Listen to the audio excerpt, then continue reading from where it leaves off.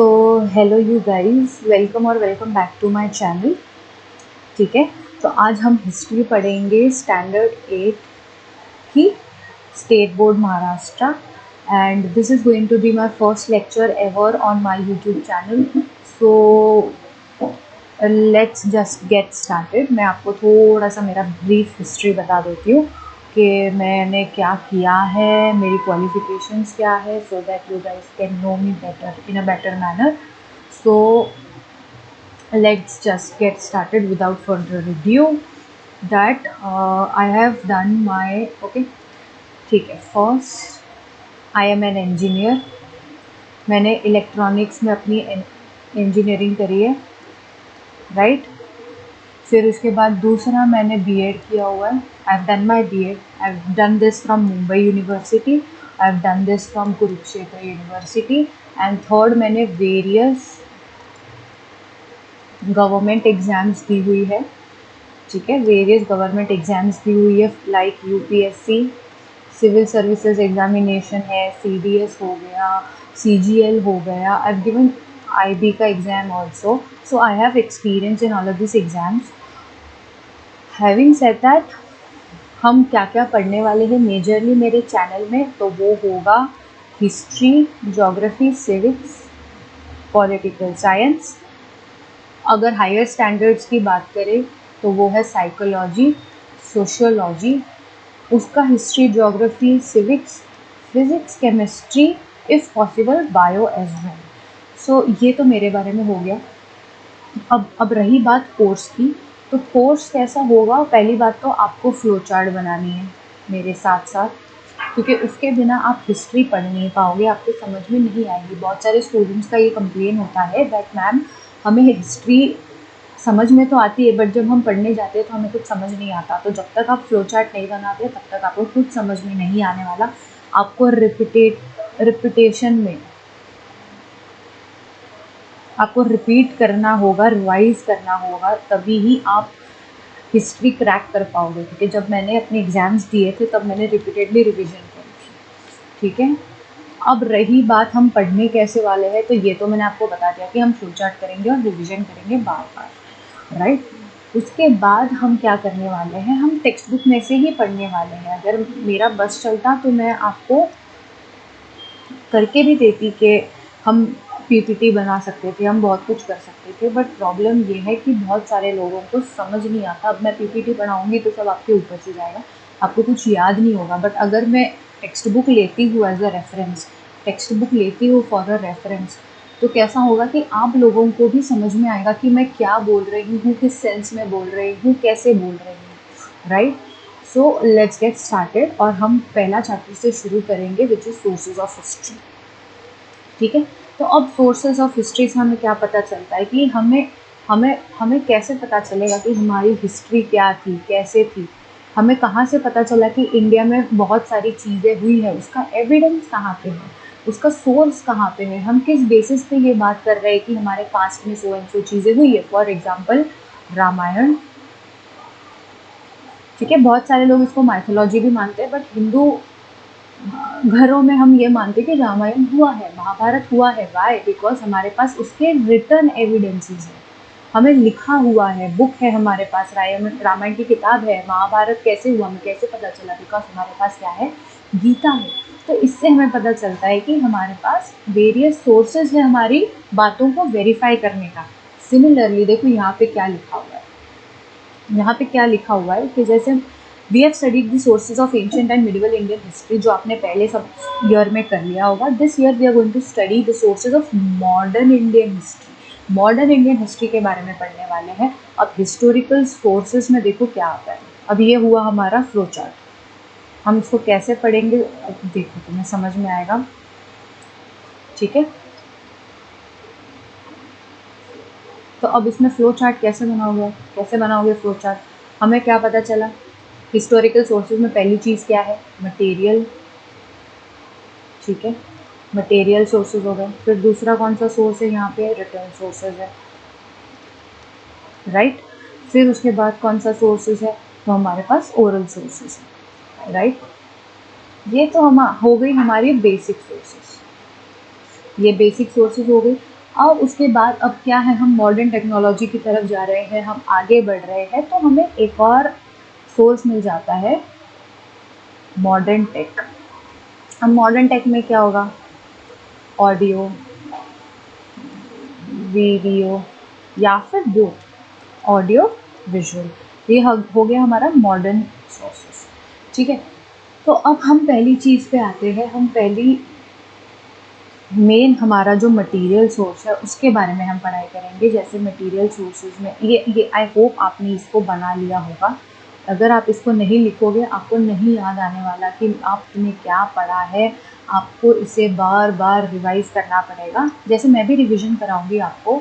अब जैसे हमारा मटेरियल सोर्सेज हो जाएगा तो वी विल अगेन रिवाइज कि हमने मटेरियल सोर्सेज में क्या क्या करा था। तो ठीक है, अब हम मटेरियल सोर्सेज करते हैं। चलो, मटेरियल सोर्सेज में क्या क्या है, हमें पूरा नहीं लिखना, हमें बस इतना लिखना है कि हमारा ब्रेन प्रोसेस कर पाए कि हमें क्या चीज़ें याद रखनी है। बाकी मिर्च मसाला तो आप अपने हिसाब से भी ऐड कर सकते हो। This is the way you actually study history. अब मटेरियल सोर्सेज में क्या है, ऑब्जेक्ट है, मॉन्यूमेंट है। देखिए, various objects, monuments, places, coins, sculptures etcetera. तो अब हमें अगर याद करना है, रिवाइज करना है, तो आप क्या याद रखोगे, पहला ऑब्जेक्ट्स, दूसरा मॉन्यूमेंट्स, तीसरा स्कल्पचर्स, ठीक है, फिर उसके बाद चौथा places, coins and etcetera. Right, हमने इसको मेंशन कर दिया यहाँ पे। अब आगे देखते हैं क्या है। पहला है बिल्डिंग्स एंड प्लेसेस। ठीक है, हम पूरा नहीं लिखेंगे, हम अभी क्या कर रहे हैं, हम ये पढ़ रहे हैं। पहला बिल्डिंग एंड प्लेसेस क्या है। The period of modern Indian history is believed as period of European, specially the British rulers. अब अगर ब्रिटिशर्स आए हैं तो वो मेक श्योर करेंगे ना कि अपने इंडिया में उनकी छाप छोड़ जाए। इसीलिए तो मुंबई कभी भी आओगे तो आपको देखने मिलेगा कि छत्रपति शिवाजी टर्मिनस जो रेलवे स्टेशन है वो पूरा यूरोपियन स्टाइल में बना हुआ है। That is the impact that Britishers left on India. और उसी के वजह से एक सोर्स ऑफ हिस्ट्री क्या है हमारा मॉडर्न हिस्ट्री का, कि European style of architecture, right. Governance of princely states. In the period, various buildings, bridges, roads, water supply system, fountains, etc. were built. These buildings include government offices, residences of offices, फिर जितने भी मतलब जो भी government officials उनके तो जो घर भी थे ना वो भी यूरोपियन स्टाइल में थे।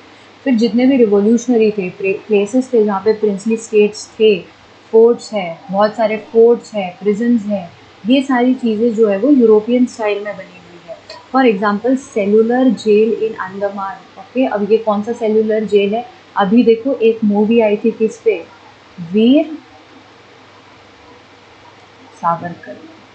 इनको जो रखा गया था वो वहीं पे रखा गया था, अंडमान में रखा गया था।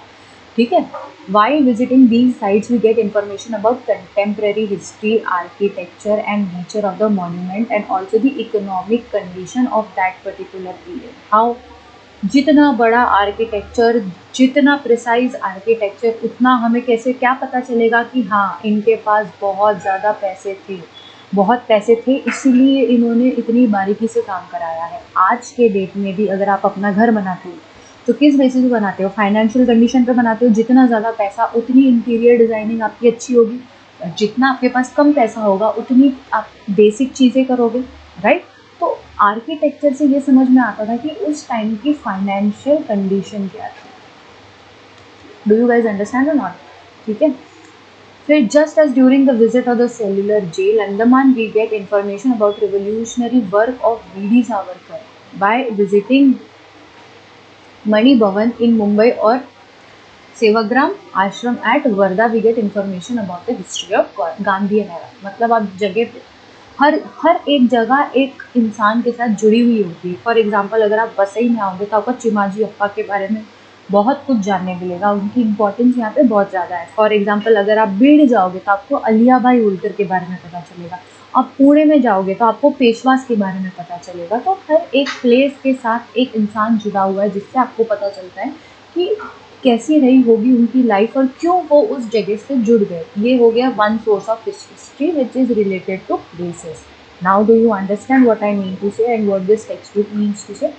फॉर अभी देखो डू यू नो में क्या है, म्यूजियम्स एंड हिस्ट्री है। For the study of history various objects, paintings, photographs and such other things are preserved in the museum at the Aga Khan palace in Pune. We can see different objects, documents giving information and write about Mahatma Gandhi. अब हम किस पे आ गए, statues and memorials पे आ गए। Statues and memorials पे आ गए।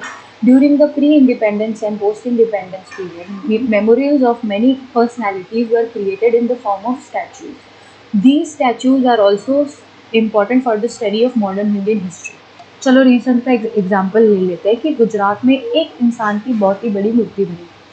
कौन थे वो? I want you guys to comment in the comment section. I want you guys to write an answer कि अहमदाबाद में एक स्टैच्यू ऑफ यूनिटी बनाई गई, उस जिसके नाम पे ये स्टैच्यू बनाई थी वो कौन है, राइट? अब स्टैच्यू ऑफ यूनिटी बनाई, अब आगे जाके फ्यूचर में क्या होगा कि ये बोला जाएगा कि हाँ Sardar Vallabhbhai Patel belong to this place, इसलिए उनके नाम पे ये स्टैच्यू बनाया गया, राइट? तो पुराने ज़माने में भी ऐसे स्टैचूज़ बनाए जाते थे जिससे हमें पता चलता है कि हाँ उस टाइम पे वो यहाँ पे बिलोंग करते थे, इसीलिए उनके नाम की स्टैचूज़ है, right? The various statues provide information about the contemporary rulers and the eminent personality. The display plaque on the statues give us information about the full name of the concerned person, birth and death detail, brief information about their contribution, and biological sketch of the person, just like the statue of Mahatma Gandhi, Jyotirao Phule, Lokmanya Tilak, doctor Baba Saheb Ambedkar etcetera, उनकी statues बनी हुई थी, ठीक है? अब ये हमारा material sources हो गया ख़त्म। मटेरियल सोर्सेज में हमने किसके बारे में पढ़ा? पहले पढ़ा बिल्डिंग एंड प्लेसेस के बारे में, फिर हमने पढ़ा स्टैचूज एंड मेमोरियल्स के बारे में। अब यहाँ पे एक और चीज़ मेंशन करी थी, for example coins.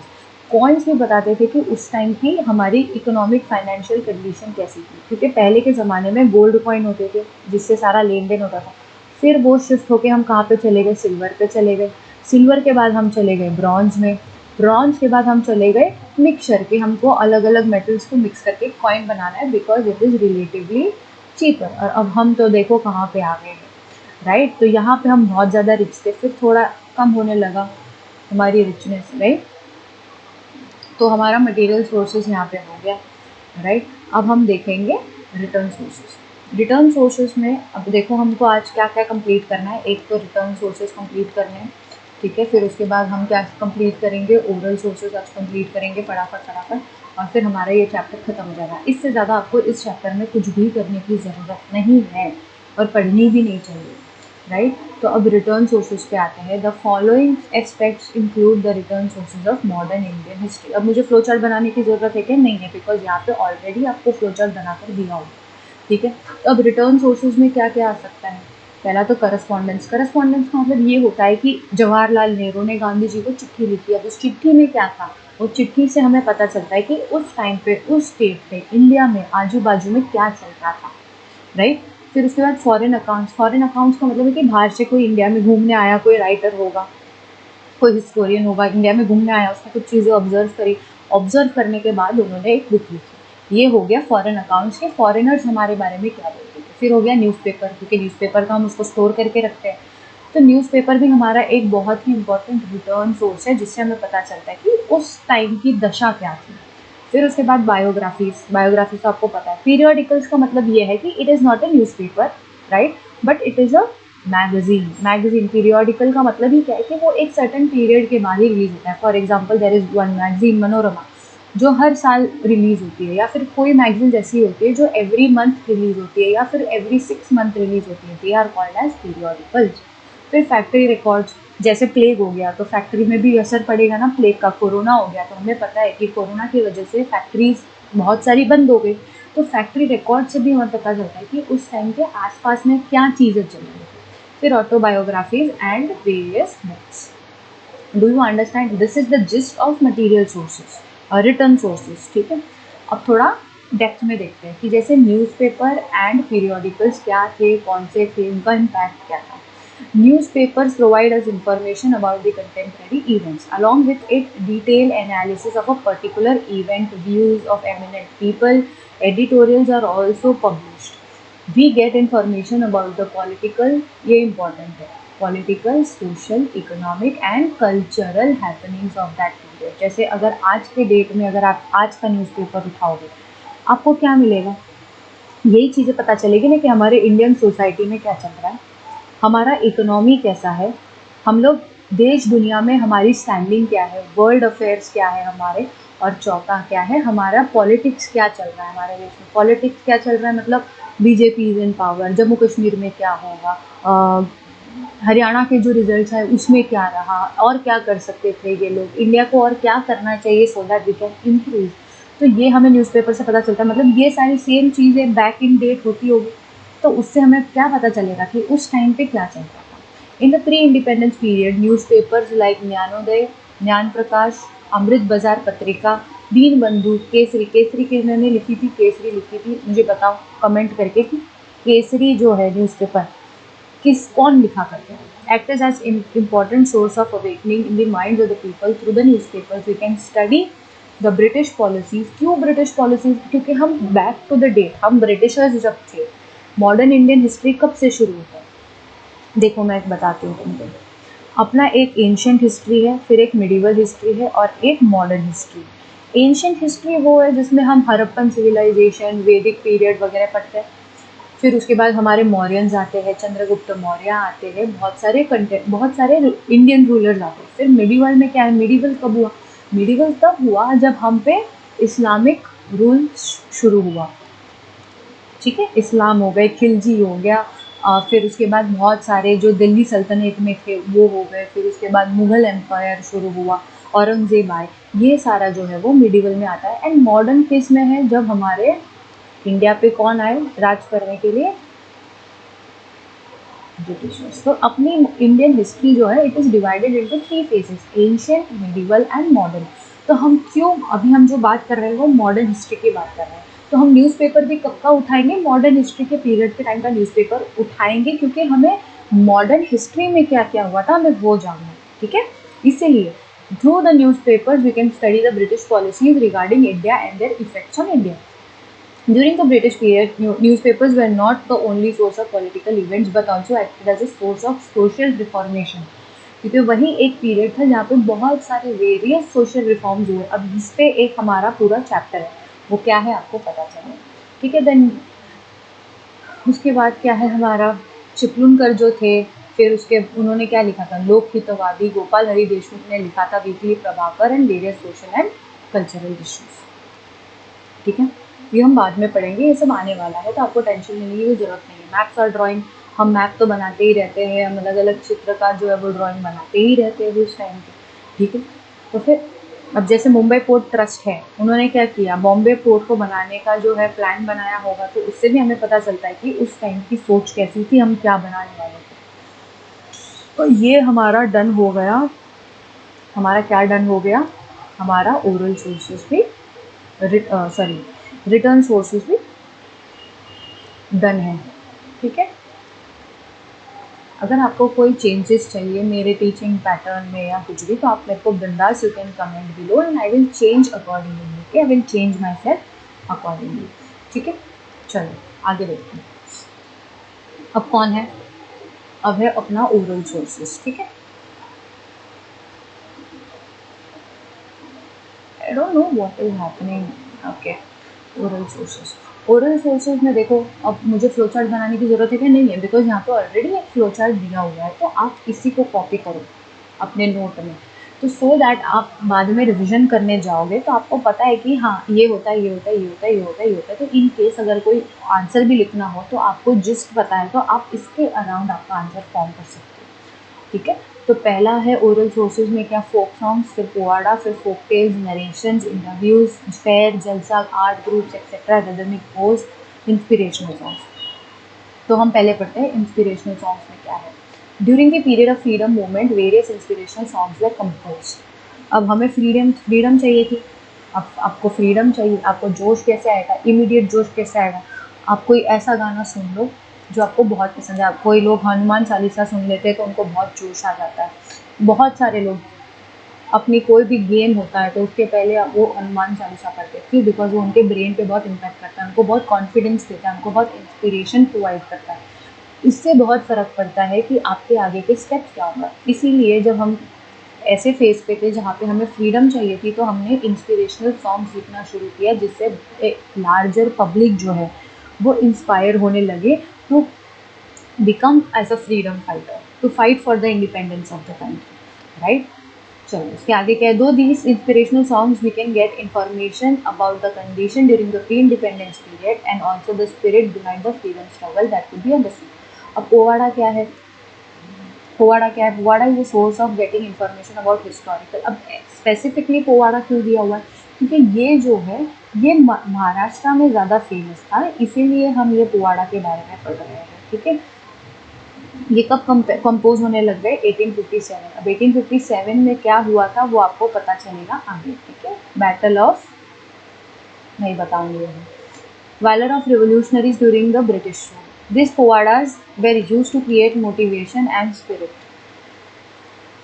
Among the people apart from freedom movement, ठीक है। महाराष्ट्र में बहुत ज़्यादा फेमस था, संयुक्त महाराष्ट्र मूवमेंट में भी ये बहुत फेमस था। ये क्या था आपको समझ में आएगा। नेक्स्ट क्या है, ऑडियो वीडियो सोर्सेज। जैसे during the modern period development of technology there was geography, photography, recording, films, etc. Obviously, these photographs, records or films can be used as a source of history. Similarly, photographer, अब आपको तो पता ही है आप photos क्यों लेते हो, because आपको वो मोमेंट कैप्चर करना होता है, राइट, विथ योर फ्रेंड्स और फैमिली और what ever it is, right. तो उस टाइम पे भी कुछ फोटोग्राफ्स कैप्चर हुई होंगी। अब अगर वो फोटोग्राफ कैप्चर हुई है मतलब कोई मोमेंट कैप्चर हुआ, अब हम वो मोमेंट का जो है जजमेंट लगा सकते हैं कि उस मोमेंट पे क्या चल रहा था। कंबाइन करो ना, सारी चीज़ें कंबाइन करो। अगर आपके पास किसी चीज़ का ओरल सोर्स है, आपके किसी चीज़ के फोटोग्राफ्स हैं, आपके पास उस चीज़ के रिटर्न सोर्सेज हैं, तो ये सारी चीज़ों को एनालाइज करके हम एक कंक्लूजन पे आ सकते हैं, कोई भी कंक्लूजन पे आ सकते हैं। हम एक स्टोरी बना सकते हैं कि हाँ शायद इस टाइम पे जब ये फ़ोटो खींची गई थी तो ये चीज़ें हुई थी, आप ऐसा कर सकते हो, राइट। तो ये एक जो भी हम एनालिसिस करते हैं वो एक सोर्स के ऊपर बेस्ड होके एनालिसिस नहीं करते, हम बहुत सारे डिफरेंट सोर्सेज को कंबाइन करते हैं सो दैट हम एक एब्सोल्यूट कंक्लूजन पे आ सके, ठीक है। फिर उसके बाद देखते हैं क्या है। अब रिकॉर्डिंग्स, सिमिलरली रिकॉर्डिंग्स कुछ रेडियो चैनल्स भी चलते थे, बहुत सारे अनाउंसमेंट भी होते थे, ठीक है। तो ये सारी चीज़ों के रिकॉर्डिंग्स को आप मिक्स एंड मैच करके कंक्लूजन में आ सकते हो कि क्या हुआ था उस टाइम पे, क्या हुआ हो सकता है उस टाइम पे, ठीक है। अब फिल्म्स के बारे में देखो, अब बहुत सारी चीज़ें हमें फिल्म से पता चलती है, ठीक है। तो अब देखते हैं क्या है, ये मॉडर्न टेक्नोलॉजी हो गया, 20th सेंचुरी हो गई। फिर उसके बाद क्या है, Dada Saheb Phalke in the year 1913 led the foundation of Indian film industry, ठीक है। And visual recordings of Dandi Yatra, salt Satyagraha, quit India movement and such other incidents were available through this film events.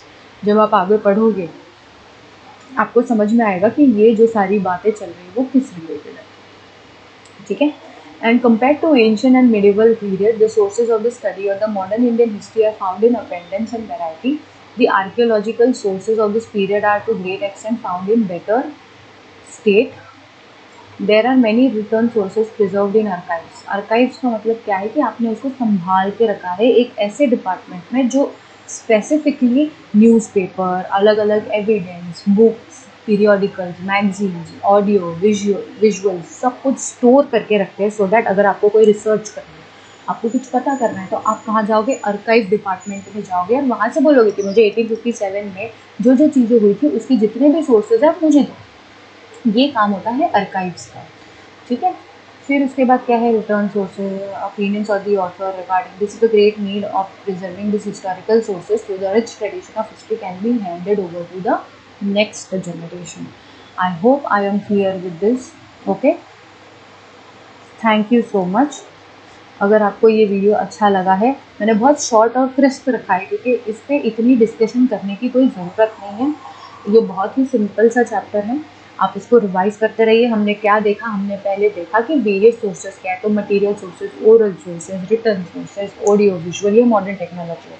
फिर मटेरियल सोर्सेज में हमने क्या क्या देखा, sculptures, places, buildings, architecture, coins, ये सारी चीज़ें कहाँ पे आ गई, मटेरियल सोर्सेज में आ गई। फिर हमने देखा रिटर्न सोर्सेज में, तो रिटर्न सोर्सेज में क्या है, newspaper, magazine, biography, autobiography, periodical, ये सारी चीज़ें हमारी कौन सी हो गई, रिटर्न सोर्सेज हो गई। फिर लास्ट हमने कौन सा देखा, ओरल सोर्सेज। ओरल में जितने भी रिकॉर्डिंग्स हैं, जितने भी ऑडियो विजुअल चीज़ें हमने रिकॉर्ड करी है, वो सारी ओरल सोर्सेज में आ जाती है। हम बहुत सारे इंस्पिरेशनल सॉन्ग्स लिखते थे।